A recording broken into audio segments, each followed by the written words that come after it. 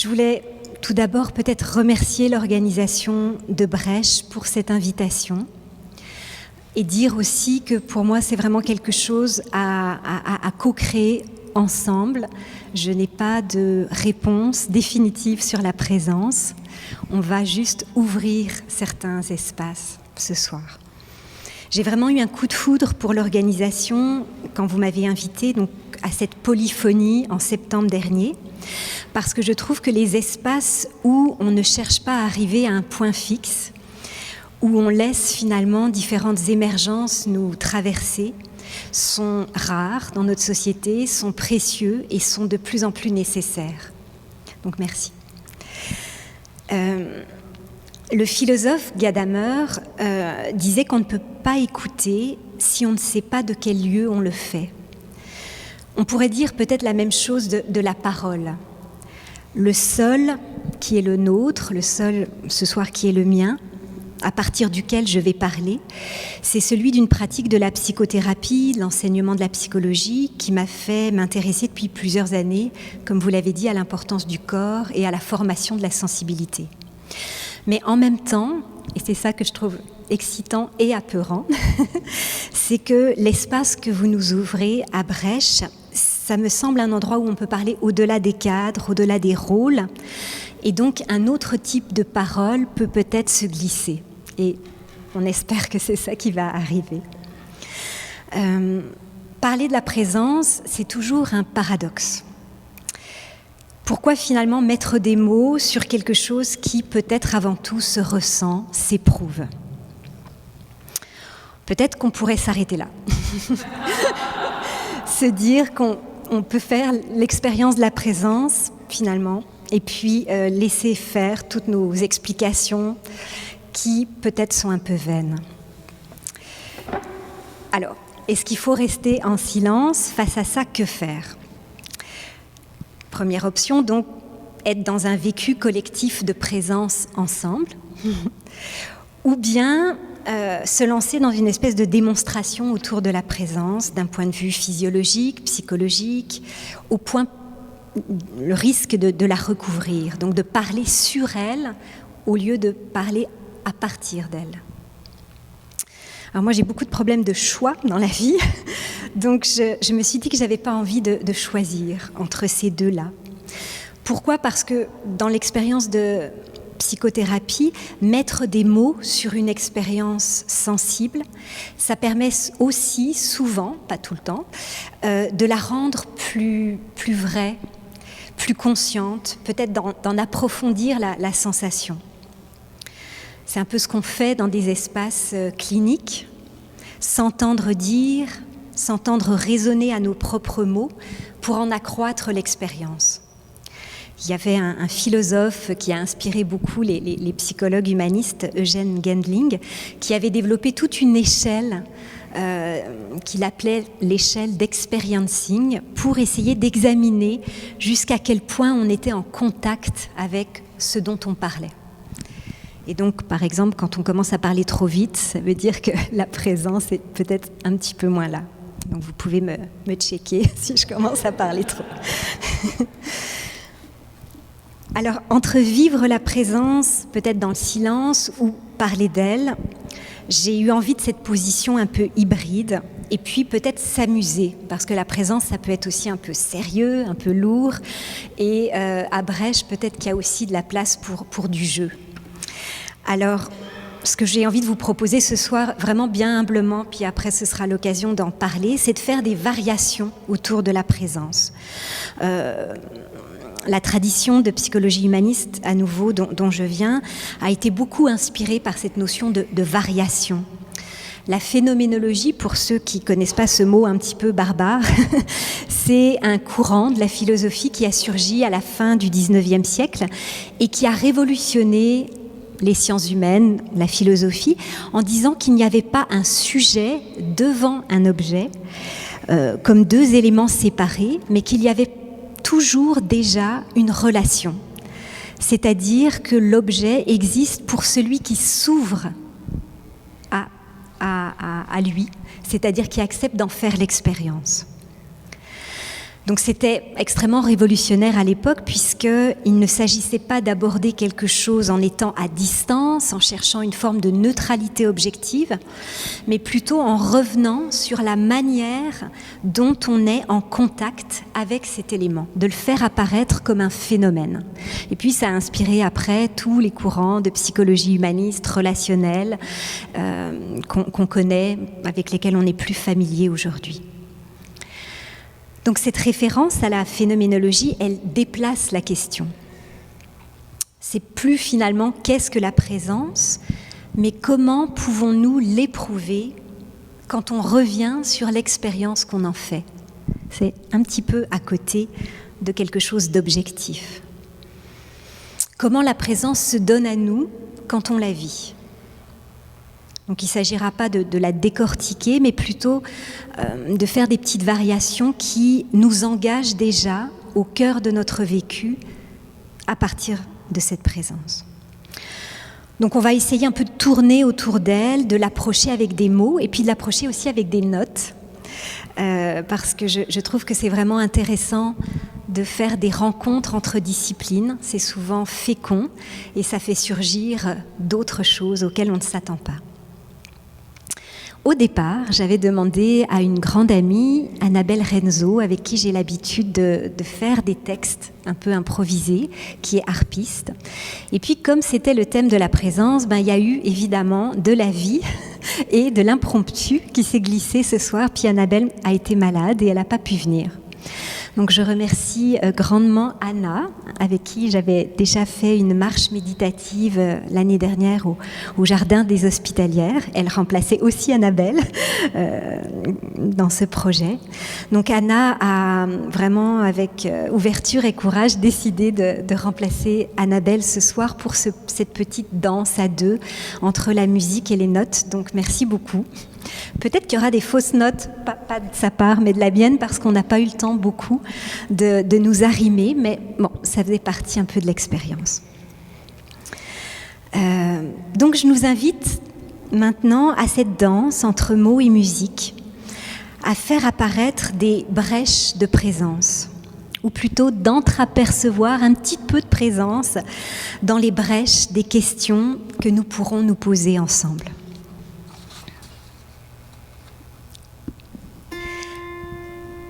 Alors j'invite quelques notes. On est tous arrivés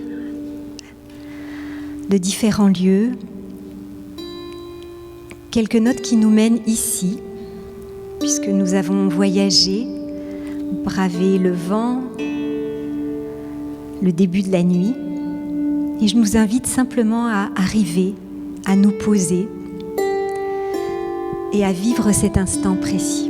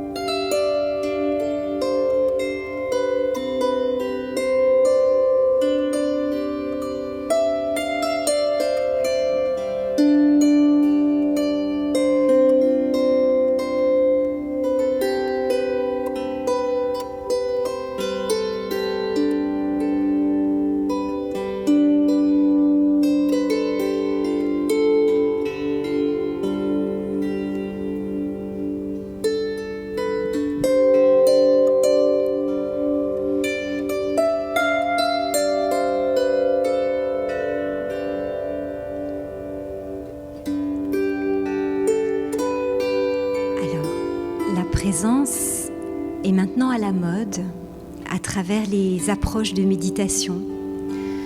Et on peut en parler souvent comme quelque chose qui est à faire, méditer, entrer en pleine conscience. Et ça m'a amené à me poser peut-être une première question. Dans les contes ou les mythes, il y a souvent une question qui est posée aux héros. Et ce sont ces questions qui permettent d'avancer dans les forêts mystérieuses, de faire apparaître les génies des lampes ou de réveiller les princesses endormies. La première question qui m'est venue, c'est est-ce que la présence se décide ? Est-ce qu'elle est quelque chose de volontaire ? Alors, là encore, je nous invite à glisser dans quelques arpèges pour laisser la question se déposer. Parce qu'à nouveau, comme le disait le poète Rilke, il est sans doute important d'aimer davantage nos questions que les réponses qu'on peut y avoir.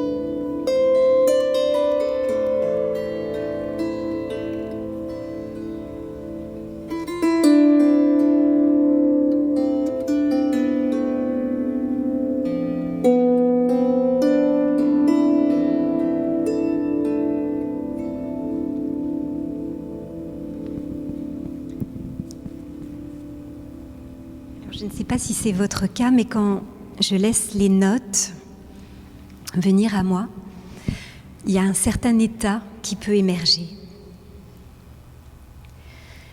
Étymologiquement, la présence signifie être au-devant. Alors on pourrait peut-être se demander tout d'abord si la présence est quelque chose à atteindre. Peut-être que ça évoque d'emblée l'agitation de nos vies, le retard qu'on a presque toujours face à cet objectif de présence. Comme si la présence était quelque chose dont on pouvait y entrer ou en sortir. Et c'est d'ailleurs un petit peu ce que la société actuelle nous propose, réserver des moments de présence, les délimiter, les vacances auxquelles on a hâte d'arriver, la pause de la matinée, le spa après le froid. Donc on serait ici dans une espèce de présence travail, un peu comme une forme d'exigence qui demanderait un peu d'effort. Mais l'étymologie, être au-devant, ça peut aussi évoquer autre chose, si on continue ces espèces de variations, si on l'éclaire autrement. Je me suis demandé, est-ce que la présence nous précède ? Si elle n'est pas une cible à atteindre, à laquelle parvenir, si elle nous précède, peut-être qu'elle est un peu quelque chose à laquelle on peut s'abandonner. Elle serait quelque part en avant sur notre volonté ou notre espoir d'y arriver. C'est intéressant parce qu'en psychologie, il y a beaucoup de recherches qui montrent à quel point nos décisions, qu'on croit bien huilées, bien rationnelles, sont souvent prises quelques millisecondes avant qu'on les formule avec nos discours. Donc il y a souvent quelque chose qui est déjà prêt à coucher à l'intérieur de nous avant qu'on le verbalise. Donc quand on le voit sous cet angle-là, la présence est moins une question d'effort. Peut-être qu'on l'appréhende avec un peu plus de tendresse, avec cette idée que peut-être on n'en sort pas, qu'elle est déjà là, même quand on est plus ou moins présent, plus ou moins agité ou anxieux. Elle ne serait pas autre chose que nous, mais un ici, un présent dans lequel se laisser fondre. Et qui peut-être, dans ce cas-là, prendrait toutes sortes de visages, y compris celui de ne pas réussir à être présent, d'être agité, de rêvasser. Christian Bobin, que je vais un peu invoquer plusieurs fois parce que je suis une grande fan de cet écrivain qui nous a quittés l'année dernière, je crois, nous dit « La présence est ce qui ne demande rien, elle est dans un regard, dans un oiseau qui passe, dans le tremblement d'une feuille sous la lumière. Il suffit d'être là, sans rien vouloir, et tout devient vivant. » Donc je vais nous inviter à de nouveau écouter un autre petit moment de musique en cherchant à se laisser glisser sans effort, et on a le droit de penser à autre chose, on a le droit d'être préoccupé par un autre élément que ce que je vous raconte maintenant. Et ce sera peut-être aussi déjà une manière d'expérimenter une forme de présence. Parce qu'on a toujours l'habitude, c'est peut-être quelque chose qui est à la base de notre humanité, de chercher à aller vers. C'est très beau, c'est ce qui nous permet d'aller vers notre mère quand on sort de son ventre, d'aller vers les gens qu'on aime, d'aller vers les éléments de la nature. Donc c'est vraiment à la base de nos élans de savoir, de nos élans de curiosité. Mais cette invitation de penser que la présence est déjà là, peut-être qu'elle opère un retournement. Et la phénoménologie dont je vous ai parlé tout à l'heure est friande de ces retournements, c'est-à-dire d'être curieux finalement, de se regarder en train d'être présent ou moins présent, et peut-être de se laisser trouver par la présence plutôt que de la chercher.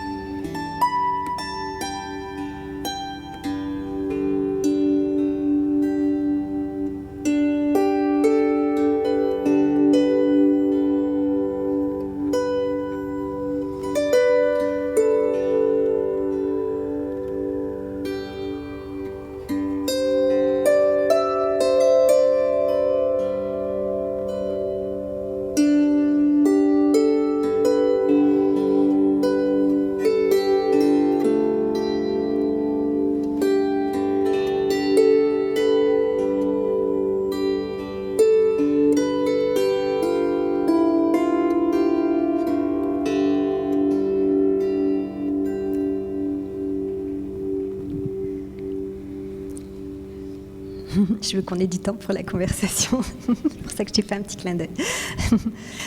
Quand j'écoute Anna, je trouve que la musique nous ramène à la fois dans le son de la note, et puis elle ouvre aussi un espace. Et quand on lit, quand on est en contact avec des œuvres d'art, finalement, ce ne sont pas simplement les mots, les notes ou les fragments de couleurs, mais ce sont aussi les blancs qui entourent. J'avais un ami, Thierry Hensch, qui était écrivain et qui disait ça, qui disait finalement lire, c'est jardiner entre les notes, jardiner entre les mots. Et ça fait surgir autre chose parce qu'on se permet de rêver. Alors des souvenirs de présence se glissent dans les interstices de la mélodie. Et Anna, comme Annabelle, dont je vous parlais tout à l'heure, ce sont aussi des musiciennes qui jouent en soins palliatifs. C'est comme ça d'ailleurs qu'on avait commencé à collaborer. Et je suis très contente que leur musique puisse être là ce soir dans la chapelle. Et quand on est dans des milieux hospitaliers ou dans des milieux avec des enfants ou dans la nature, il y a parfois cette idée que la présence, c'est une autre des questions que je me suis posée, est-ce que la présence est quelque chose en plus ou est-ce que c'est quelque chose en moins ? Et Christian Bobin, là encore, nous dit « L'arbre devant la fenêtre et les gens de la maison du long séjour », c'est l'équivalent des CHSLD, ont la même présence pure, sans défense aucune devant ce qui leur arrive, jour après jour, nuit après nuit. Et ça évoque peut-être une dimension de la présence comme quelque chose qui est en moins, dans le sens où elle nous dépouille, où elle nous demande peut-être d'être sans armure, un peu comme les enfants, un peu comme les personnes qui perdent la mémoire ou quand on est trop fatigué. Ça m'est arrivé, moi, dans ma vie, d'avoir des très, très grosses douleurs physiques et de me dire, tiens, je n'arrive pas à être présente. Et étrangement, une autre présence peut prendre le relais. Donc finalement, la présence nous amène à ce contact quand on ne résiste pas. Quelque chose alors peut surgir qui est peut-être ce oui des enfants, ce oui de l'amnésie ou ce oui d'une douleur ou de quelque chose contre lequel finalement on ne peut pas lutter.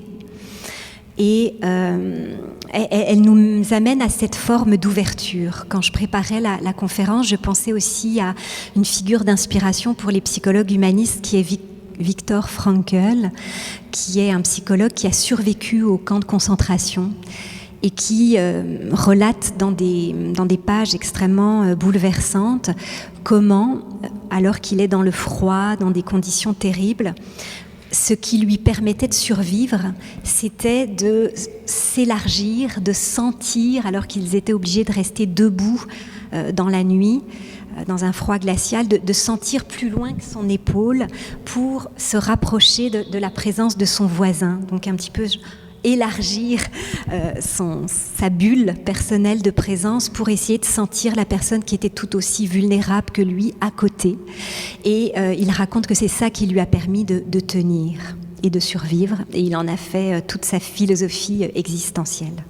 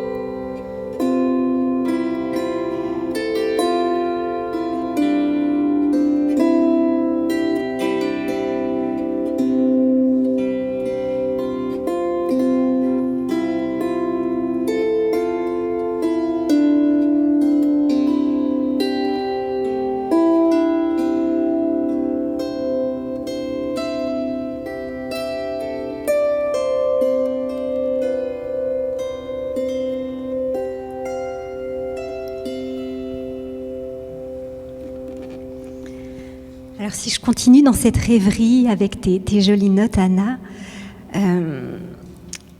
avec les enfants, avec les aînés, avec cette idée de ne pas avoir d'armure, la présence devient donc ce qu'on découvre.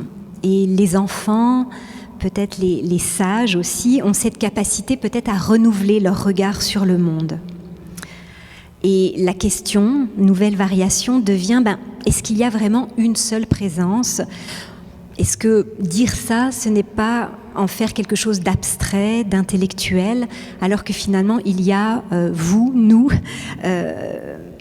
qui sommes présents à nous-mêmes dans cette chapelle ce mercredi de printemps. Donc des singularités de présence. Des singularités aussi de moments, puisque chaque instant vient remplacer l'autre et va être différent. C'est ce qu'on entend aussi dans le mot présent. Entre le futur et le passé, il y a cette invitation à être neuf à chaque nouvel instant, celui où l'on s'ennuie, celui où on sourit, celui où on se gratte un peu. Et la présence, si c'est nous qui sommes présents, ici et maintenant, eh bien, elle nous convoque à ce regard renouvelé. Et ça, je pense que c'est aussi quelque chose dont on a beaucoup besoin dans notre époque, qui nous oblige à être polarisés ou à avoir des positions un petit peu fixes. Eh bien, les œuvres d'art, comme la présence, peut-être nous demande d'être dans quelque chose de nouveau et d'accepter le risque de la nouveauté, de l'absence de fixité. De nouveau, Bobin nous dit « L'arbre est devant la fenêtre du salon. Je l'interroge chaque matin. Quoi de neuf aujourd'hui ? La réponse vient sans tarder, donnée par des centaines de feuilles. Tout. » Alors la question devient, qu'est-ce qui en nous est toujours neuf ? Et moi, ça me ramène au thème du corps. Et on entend alors autre chose dans la variation du mot, on entend présence, être près des sens. C'est-à-dire ce que l'on voit, ce que l'on entend, ce que l'on sent, ce que l'on goûte à chaque moment. La présence peut-être nous amène ici dans cette forme de corporéité, le corps que l'on est, disait le philosophe Merleau-Ponty, et sentir, prendre le risque de sentir, parce que sentir ça peut être bousculant, ça peut être vertigineux parfois, eh bien ça nous amène peut-être dans une forme de relation, de connexion avec ce qui nous entoure, avec le monde, une présence, une écoute qui est ouverte et qui peut se laisser surprendre. En étant véritablement présent, ce qui amène de l'absence, je ne suis pas en train d'idéaliser cette présence, eh bien on ressent peut-être notre corps d'une manière plus aiguë. Il y a une sensibilité qui s'anime. On a d'autres textures qui peuvent apparaître. Une présence d'air, de souffle.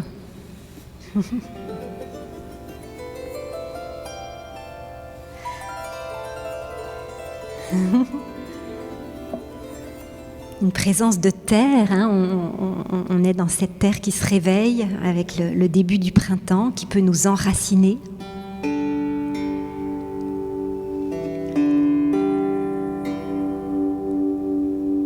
Nous aider à être présent quand on se sent vaciller, quand on se sent plus fragile.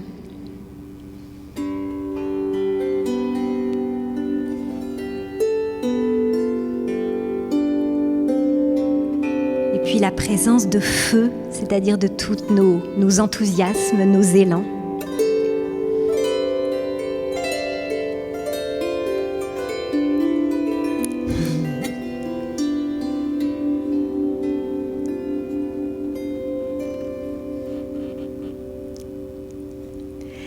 Alors on va finir avec un autre petit élément sur l'histoire des mots.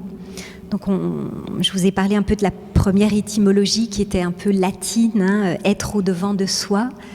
Je vous ai parlé un peu après de l'expérience de la présence et on a pu peut-être la faire avec cette belle musique, être arrivé en grec. Et puis maintenant un peu ce qu'on appelle parfois la langue des oiseaux, donc le être auprès des sens.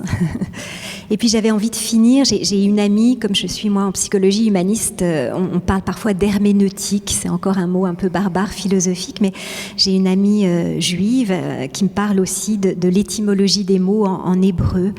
Et en hébreu, elle me disait finalement la présence, ça veut dire aussi visage. Et je voulais finir sur cette image que je trouve aussi très belle, parce que ça m'a amené une autre question. Si la présence, c'est un visage, suis-je le visage qui regarde ou celui qui est regardé ? Finalement, peut-être quand on est présent, eh bien, il y a quelque chose de ce retournement où on se sent moins seul, parce qu'on a l'impression que le monde est en contact avec nous et que nous sommes en contact avec lui.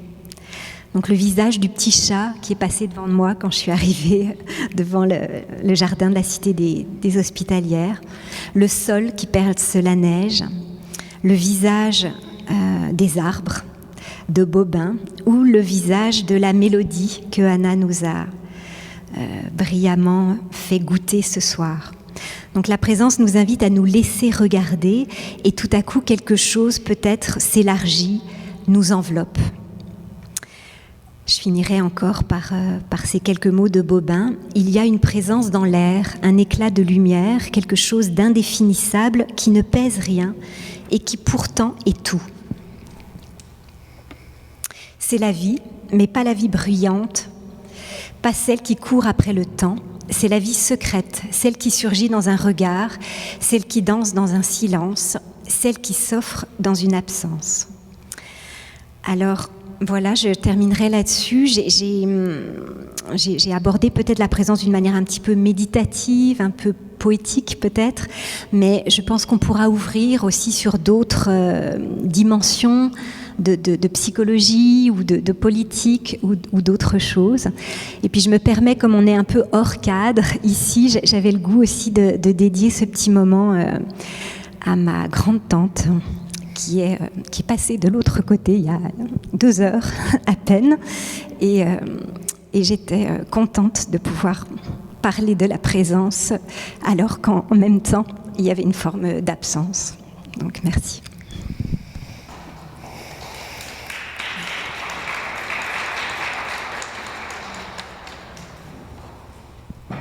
C'était encore un autre imprévu de la soirée.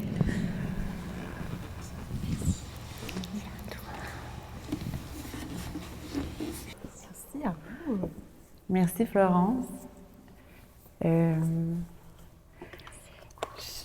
Je trouve qu'il y a beaucoup de belles énergies, mais des énergies aussi qui nous amènent à être lentes, puis qui nous amènent à beaucoup de lenteur et beaucoup de laisser les choses se déposer. Puis cet après-midi, on lisait la conversation à laquelle Florence, vous avez participé. Puis il y avait souvent ce mot-là, la présence, c'est se laisser se déposer. Donc là, on a fait un petit changement, mais j'ai l'impression qu'on a le droit de prendre ce temps-là puis de se déposer. Donc voilà. Oui, tout à fait. Puis en fait, ça nous replace, à vous entendre, ça nous replace justement dans quelque chose qui avait dans la qualité de cette conversation-là, qui était justement d'aborder les choses depuis cette notion-là de retournement, cette notion-là, dans le fond, de profiter des interstices à travers ce qu'on est habitué de voir, puis pour avoir accès comme à travers une percée à autre chose qui peut apparaître. Alors, en vous écoutant, je me disais, c'est pas du faire, mais il y a quelque chose qui est de l'ordre de la préparation à ça aussi. Puis j'aimerais ça vous entendre là-dessus.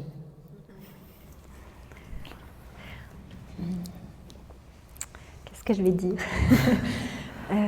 Oui, peut-être de créer des conditions, parce que finalement, on ne décide pas. Il y a peut-être quelque chose dans la présence qui est de l'ordre de l'involontaire, du vivant qui peut surgir, mais en même temps, ça ne veut pas dire qu'on doit qu'on ne doit pas créer des conditions, c'est-à-dire peut-être, c'est un peu ce qu'on a fait ici avec la musique, avec prendre le temps, être dans la lenteur, c'est aussi de se dire quel cercle on peut construire ensemble pour que là il y ait une liberté, il y ait une improvisation qui surgisse. Oui. Un petit peu, je fais le lien aussi avec la thérapie, je ne peux pas m'empêcher de le faire vu que c'est aussi une partie du travail. C'est un peu ce qu'on va dire par rapport au cadre. Hein. Le cadre de la thérapie, ça peut être quelque chose qui permet de se déposer, qui peut être solide, qui ne change pas, et on espère qu'il y ait d'une certaine forme de qualité.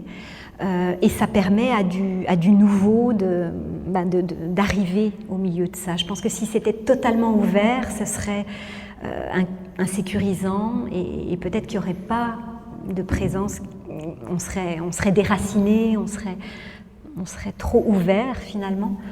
Si on était au contraire complètement fermé dans quelque chose de rigide, là aussi ça serait étanche, il n'y a pas de vie qui peut surgir. Un peu comme dans la création, on cherche peut-être un entre-deux, à la fois des conditions propices ou pas, et puis du mouvement au milieu, quelque chose comme ça. Puis j'ai l'impression que c'est ça, il y a beaucoup de confiance. Cette idée-là d'avoir un cadre, puis en même temps de développer une espèce de confiance par rapport au fait que les choses vont émerger, que les choses vont bien aller, qu'il y a comme quelque chose aussi de juste avoir ce cadre-là, puis de se permettre aussi d'avoir confiance en cette émergence-là. Oui. Cet après-midi, c'est une journée comme ça, c'est une journée un peu particulière. J'étais à un autre colloque en début d'après-midi, et puis on parlait du rôle de la littérature. Et puis ça m'évoque un petit peu là ce que tu évoques. Faire confiance, ça veut vouloir dire peut-être s'appuyer sur autre chose que soi. Et des fois, on ne sait pas exactement ce que c'est. Mais ce qui me vient là, c'est que peut-être quand on écoute, je pense qu'on n'écoute pas simplement avec nos oreilles à nous, mais on écoute aussi avec ce qui nous a précédés. Donc ici, il y a des choses qui ont résonné dans cette chapelle. On fait partie d'une culture, on fait partie d'une tradition. Et je pense qu'elle écoute peut-être à travers nous aussi. Et parfois, moi, ça me fait du bien quand j'ai l'impression de ne pas savoir quoi répondre ou quoi dire, de me dire, tiens, il y a quelque chose dont on fait partie malgré nous, cette espèce un peu de filiation, de tradition, et on peut se dire qu'on est déposé aussi là-dessus, même si on ne sait pas ce que c'est en fait. Et ça fait peur quand même. Oui. C'est aussi comme cette idée que tu as soulevée d'être traversé, hein, puis de se laisser être traversé, donc de pouvoir s'appuyer sur tout ce qui nous a amenés à être ici, mais aussi de se laisser traverser par ce mouvement-là qui veut aller ailleurs, qui veut aller devant, qui est nécessairement en relation, nécessairement. Puis ça, c'est le côté très intéressant aussi de ce que tu développes, cette perspective relationnelle-là, cette perspective de la rencontre qui transforme, puis qui rejoint Brecht nécessairement, mais puis ça, c'est quelque chose qui est que j'aimerais, tu sais, si tu veux en parler un peu, de la magie de la rencontre. Il y a des moments où il y a des rencontres, on sent que, waouh, il y a quelque chose qui... Et puis dans le cadre thérapeutique, c'est quelque chose qu'on va vouloir. On va vouloir qu'il y ait ces moments de magie-là, où la rencontre agit, puis laisse surgir quelque chose de nouveau, comme tu le disais plus tôt. Mais d'un point de vue thérapeutique, ces moments-là, comment en parler, puis comment les poursuivre, les faire apparaître. Oui. Oui. Peut-être sur la relation, hein, je pense que c'est peut-être ça qui nous a fait, enfin, moi qui a fait que j'ai beaucoup aimé ce que vous développez, et qu'on en a tellement besoin de relations réelles, pas juste virtuelles. Bon, c'est peut-être un lieu commun de dire ça, mais on est blessé en relation souvent, et on guérit en relation. Ça, je pense que c'est quelque chose que beaucoup de psychologues, j'en vois ici, diraient. Et puis la relation, peut-être ça nous fait sortir de nous-mêmes. Donc ça nous déplace. Il y a quelque chose où on n'est pas à la même place, on est un peu ailleurs. Et il y a quelque chose d'un péril finalement dans la relation. Puis je pense que en thérapie, on ne sait pas ce qui va surgir. On peut avoir une grille, on peut avoir un outil, et parfois c'est utile. Mais je pense que les moments peut-être les plus importants, c'est ceux qu'on ne prévoit pas, et c'est ceux qui surgissent dans le lien. Donc finalement, c'est le lien, le troisième terme. Au-delà de la personne, nous, c'est ce tiers qui arrive et qui n'est pas prévisible. Donc ça, je pense que c'est important. Ça peut être aussi, parce que je ne voudrais pas que ça donne l'idée que la présence doit être toujours idéale ou pleine. C'est que dans la relation, je pense qu'il y a aussi des ratages. On ne s'est pas compris, on s'est peut-être blessé, il y a quelque chose qui ne marche pas, en fait, un peu comme une faille.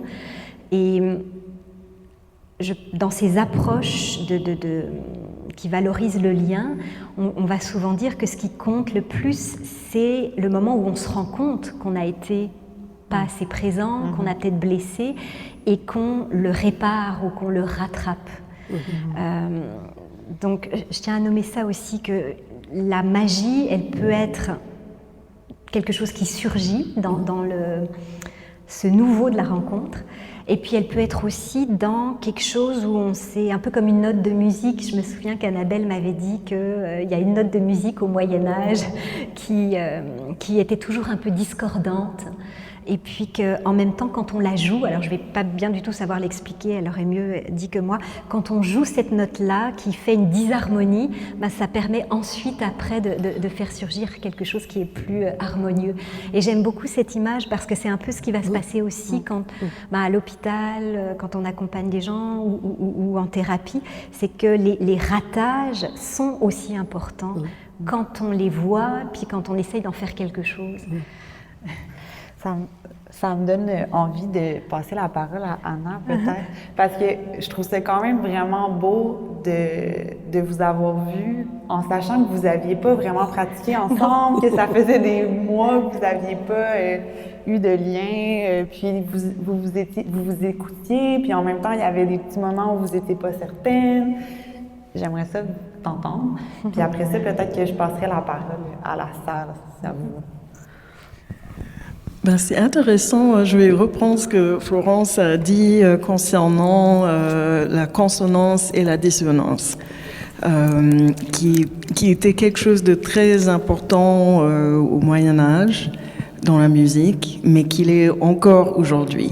Et c'est tellement puissant que j'ai commencé à penser à ça comme métaphore de la vie, à savoir qu'il y a généralement dans le Moyen-Âge, il y avait que 2 accords. Il y a un accord où on quitte et un accord où on revient. Lorsqu'on quitte, c'est la dissonance, c'est quelque chose qui sonne un petit peu peut-être tendu, ou un petit peu croche, et puis la résonance, ça ressout. C'est une résolution qui nous ramène à nous-mêmes. Et la vie, c'est comme ça aussi. Il y a des dissonances, puis la consonance revient. Donc, ce que j'ai fait, c'est que j'ai fait confiance au fait que s'il y avait une dissonance, il y aurait une consonance. Et c'est ça qui est magnifique avec la harpe, puisqu'elle est moins complexe que le piano ou d'autres instruments chromatiques. Le chromatisme, c'est-à-dire il y a beaucoup de semitons. qui donne de la couleur. C'est pour ça que ça s'appelle chromatique. Mais la harpe, elle est diatonique. Donc il y a moins de notes et il y a moins de possibilités de vraiment s'aventurer dans quelque chose qui est très loin du tonique, de chez soi, si on veut. Et ça s'apprête très très bien à créer une musique dans le moment et à être très présente avec cette musique. Puis je peux peut-être rajouter, parce que j'ai oublié de le dire en présentant Anna, c'est que Anna, comme Annabelle, c'est ça, ont accompagné en soins palliatifs, notamment à l'hôpital, à côté d'ici. Et puis Anna fait aussi de la harpe thérapie, ce qui veut dire improviser au chevet des malades, avec ces modes musicaux qui s'harmonisent à l'état du patient s'il y a besoin de le réveiller ou au contraire de l'apaiser. Donc je trouve que c'est très très beau. Oui, parce que la harpe, la note, il y a comme une pureté de la note aussi. Alors, il y a quelque chose qui rentre directement. Il y a comme... c'est ça. Communique. C'est ça qui traverse. Et la harpe est un instrument qui est très riche en harmoniques. Les harmoniques, c'est comme si le son était la lumière. La lumière blanche est composée des couleurs de l'arc-en-ciel. Les harmoniques sont ces couleurs d'une note quelconque.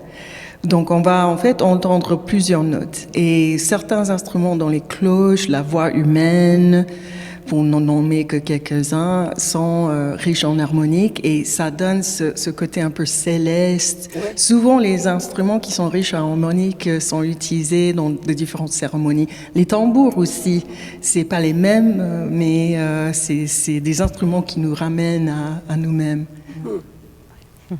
Merci. Merci. Donc, pour celles et ceux qui auraient un partage, une question, il y a François qui est dans la salle avec un micro. Donc, il peut vous passer la parole.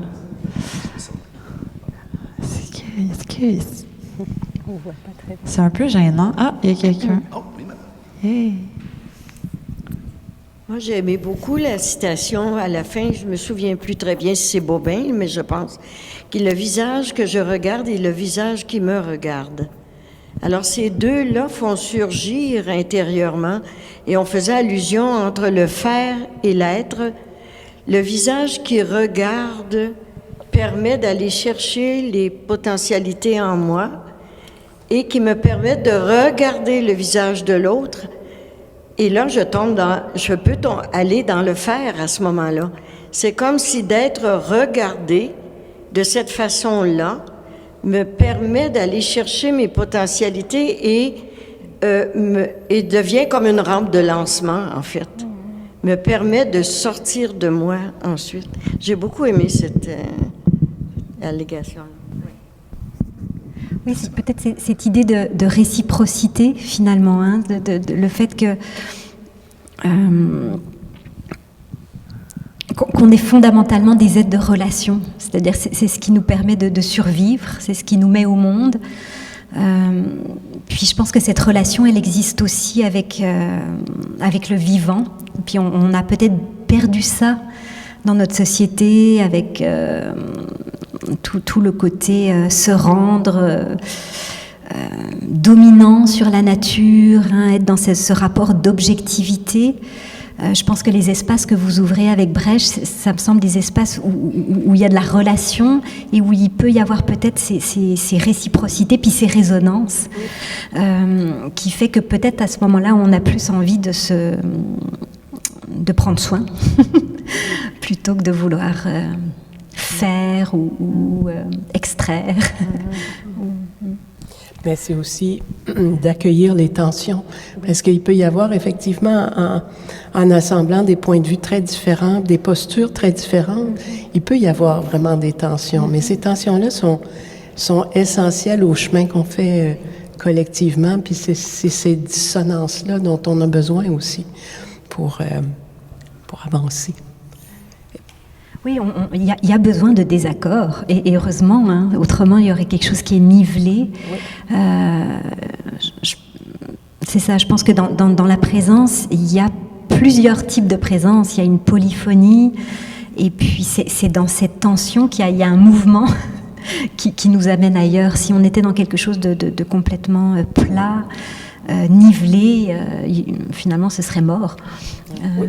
Même, on peut dire que les polarités très fortes en ce moment nous amènent à revoir justement notre capacité de vivre ces tensions-là et de développer des capacités d'être présent dans la tension. Oui. En fait, est-ce qu'il y a d'autres personnes qui voudraient intervenir?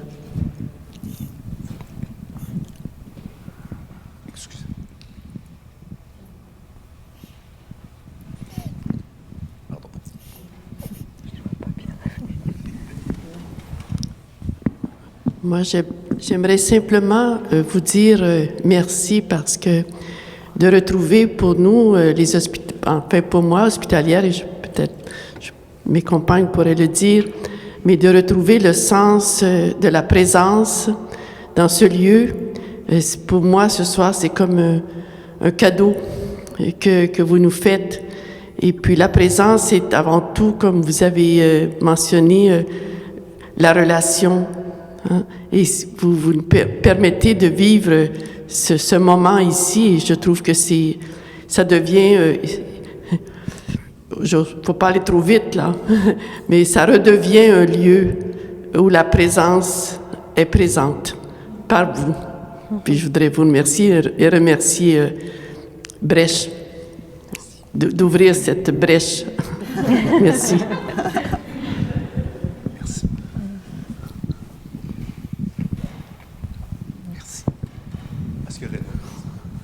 Ah oui. Excusez-moi. Oui, merci beaucoup. Je suis aussi un psychologue relationnel et j'ai vraiment bien raisonné à tout ce que tu as dit ou vous avez dit. Puis je raisonne aussi à ces belles religieuses-là. Je pense moi, j'ai eu une tante qui était une sœur grise et qui est décédée il y a quelques années, là, qui était à la Chine, dans le couvent là-bas. Mais je l'ai interrogée avant qu'elle décède. Tu sais, je suis allé, puis j'ai fait même une entrevue. Je l'ai mis sur YouTube pour la famille. Mais j'ai demandé c'est quoi le moment le plus beau de toute ta vie religieuse, puis ça. Puis elle m'a raconté, c'était quand je m'occupais des novices. Ça se peut ça, et c'était vraiment la relation qui sortait dans son propos. Comment d'accompagner les plus jeunes religieuses, puis tout ça, voilà. Mais je pensais aussi à ce que vous dites au niveau de un petit peu les défis contemporains. Puis ça m'a fait penser, tu as cité Rilke, puis tu sais, il y a la fameuse phrase de Rilke aussi, que je vais mal citer là, sans doute, mais c'est comme le futur entre en nous pour nous transformer avant même de survenir. C'est assez flyé, tu sais. Puis là, je regardais sur le site de Reddit, les gens disaient « Je comprends rien, ça n'a aucun bon sens, cette affaire-là. » Le futur entre en nous. Je suis retourné dans le texte où là, il parlait beaucoup de la tristesse, en fait, avec le jeune poète. C'était dans la lettre un jeune poète. Il parlait beaucoup de l'importance de s'arrêter parce que c'est qu'il y a quelque chose qui nous a touchés, mais qui n'est pas encore éclos, on pourrait dire, en quelque sorte. Et je trouve que c'est très... Puis nous, justement, avec Marie-Pierre, on est dans une association de psychologues relationnels où on veut élargir notre mandat, pas juste défendre nos approches relationnelles contre des approches qui sont peut-être plus mécaniques, mais aussi l'insérer dans un propos plus large, social, spirituel. Fait qu'on a aussi beaucoup, quand on a découvert Brèche, là, on est tombé en amour avec vous autres aussi. Fait que c'est le fun, tu sais, voilà. Merci beaucoup. Est-ce qu'il y a peut-être une dernière personne, puis ensuite on va... À l'avant. Ah, à l'avant. Bonsoir, merci beaucoup. Je porte en moi une grande appréciation pour ce qui se passe ici ce soir avec tout le monde présent. Vous avez parlé vers la fin de votre propos de écouter ce qui nous précède. Tandis qu'au tout début, vous avez dit que vous vouliez non seulement parler de présence, mais parler à partir de la présence. J'entends un lien très intéressant entre ces deux propos, peut-être parler à partir de ce qui nous précède. Par exemple, dans un contexte ici où on parle de relations, comment parler de nos relations animistes? Comment parler de nos relations avec ce qui est plus qu'humain et être en dialogue avec celle-ci pour parler d'une position relationnelle où nous les écoutons. Merci beaucoup. Merci. Je pense qu'on va arrêter là, François, parce qu'on est déjà un peu plus loin que prévu. Moi, le temps, J'ai peut-être la trop présence parlé au et le début, temps. hein. J'ai mal respecté Est-ce que tu le temps. voulais, par contre, est-ce que vous vouliez rebondir sur ce qui a été dit ou... Non, ça va. Je pense que c'est toi qui... Ah oui, c'est bon. Alors, donc, c'est triste de terminer. Mais merci infiniment à Florence d'avoir accepté de se lancer avec nous dans l'aventure de ce nouveau format d'échange. Merci à Anna d'être embarquée À la dernière minute. dans le bateau à la dernière minute. Merci à vous d'avoir été présents à cette première édition. Alors, si vous avez aimé, bien que l'événement soit gratuit, vous avez la possibilité de faire une contribution à Brèche pour soutenir notre mission et la poursuite de nos activités. François, que vous avez vu défiler et prendre soin de nous, s'occupera à la sortie de vos donations.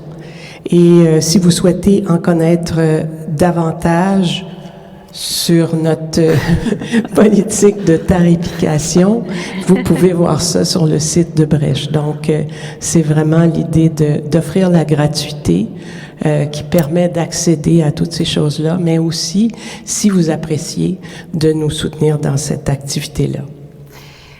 Puis on voulait aussi remercier Michel de Silva pour la captation vidéo. Donc, ce qui s'est passé ce soir se retrouvera prochainement sur une future plateforme de Brèche, sur YouTube.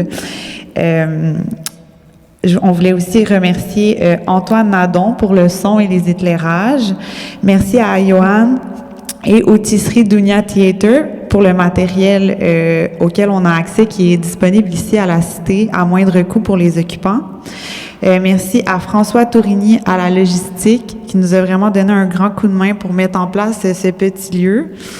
Et merci à Ariel Marchand-Potvin, qui est la gardienne du sentier qu'on a mentionné au début, qui est là pour jusqu'à la fin de la soirée. Si vous voulez aller la voir, lui donner vos impressions et des détails que vous voudriez partager avec elle, mais que vous ne vouliez pas partager au micro, allez la voir. Et merci d'avoir été là. Merci à Florence. Merci à Anna.